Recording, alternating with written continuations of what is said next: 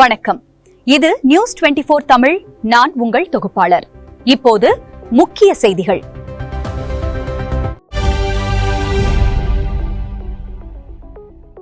கோடை விடுமுறை முடிந்து பள்ளிகள் எப்போது திறக்கப்படும் என முதலமைச்சர் விஜய் ஆலோசனை நடத்தியுள்ளார். ஐக்கிய அரபு அமீரகத்தில் அணுமின் நிலையம் மீது ட்ரோன் தாக்குதல், இந்தியா கண்டனம். ஐக்கிய அரபு அமீரகத்தில் அணுமின் நிலையம் மீது ட்ரோன் தாக்குதல் நடைபெற்றுள்ளது. இந்த சம்பவத்திற்கு இந்தியா கண்டனம் தெரிவித்துள்ளது. தமிழக வனப்பகுதியில் ஒரு சிறுத்தை இறந்த நிலையில் மீட்கப்பட்டுள்ளது. இப்பகுதி யானைகள், புலிகள், சிறுத்தைகள், மான்கள் மற்றும் காட்டெருமைகளுக்கு பெயர் பெற்றது.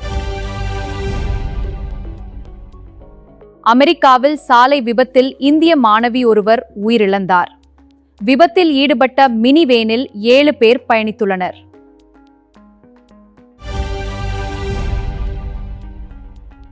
நேரம் ஓடிக்கொண்டிருக்கிறது. ஈரான் விரைந்து செயல்படுவது நல்லது என அமெரிக்க அதிபர் ட்ரம்ப் தெரிவித்துள்ளார்.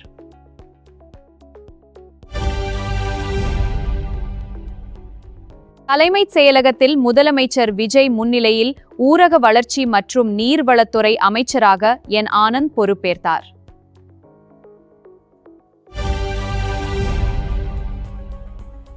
புதிய பாடத்திட்டத்தில் உருவான 9 பாடப்புத்தகங்களை அமைச்சர் ராஜ்மோகன் வெளியிட்டார். இனி வரும் காலங்களில் விளையாட்டுத்துறை மிக முக்கிய பங்கு வகிக்கும் என பொதுப்பணி மற்றும் விளையாட்டுத்துறை அமைச்சர் ஆதவ் அர்ஜூன் தெரிவித்துள்ளார். கர்நாடகாவில் யானைகள் இடையே ஏற்பட்ட சண்டையில் சிக்கி சென்னையைச் சேர்ந்த ஒரு பெண் உயிரிழந்தார். நார்வே சென்ற பிரதமர் நரேந்திர மோடிக்கு உற்சாக வரவேற்பு அளிக்கப்பட்டது. நாளை 3வது உச்சி மாநாட்டில் அவர் பங்கேற்கிறார்.